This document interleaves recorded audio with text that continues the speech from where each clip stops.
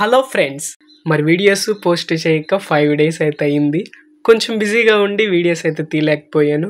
చూడండి, మన fish aquariums clean చేసినప్పటి నుండి మరి 5 డేస్కి 6 డేస్కల్లా మరి వాటర్ మార్చినప్పుడు వెంటనే పాచ్ అనేది పడుతూ ఉంటుంది. ఆ స్టోన్స్ అన్నీ కూడా పాడైపోతూ ఉంటుంది. కానీ ఇప్పుడు మరి క్లీన్ చేసిన తర్వాత వాటర్ అనేది నేను మార్చాను. వాటర్ మార్చిన తర్వాత ఇప్పటికి 5 డేస్ అయితే అయింది.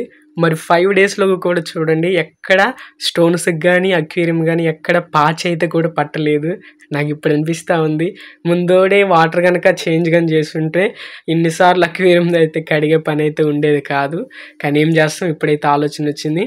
నేను వాటర్ ఎప్పుడైతే మార్చానో వాటర్ మార్చిన తర్వాత అయితే అక్వేరియంస్ చూడటానికి చాలా బాగున్నాయి. మరి స్టోన్స్కి కానీ అక్వేరియానికి కానీ పాచ్ అయితే పట్టలేదు. ఇప్పుడైతే బాగున్నాయి. ఇక్కడ చూడండి, ఇక్కడ మనీ ప్లాంట్కి అయితే మరి ఆ రూట్స్ అనేది ఎక్కువ వచ్చేసాయి. మరి మనీ ప్లాంట్ కూడా చాలా గ్రో అయితే అయ్యింది. తర్వాత ఇంకొక మనీ ప్లాంట్ మొక్క అయితే తీసుకొని దాన్నైతే మన ఫిష్ అక్వేరియంలో అయితే పెట్టాలి. ఇక్కడ చూడండి, మన గోల్డెన్ ఫిషెస్ కావచ్చు అన్నీ వాటర్ మార్చిన తర్వాత అయితే చాలా చాలా నీట్గా అయితే కనిపిస్తూ ఉన్నాయి. ఓకే, నెక్స్ట్ వీడియోలో అయితే మనం చూద్దాం అక్వేరియంస్ ఎలాగ ఉంటాయో. ఈ వీడియో కనుక నచ్చినట్లయితే లైక్ చేయండి, షేర్ చేయండి, సబ్స్క్రైబ్ చేయండి.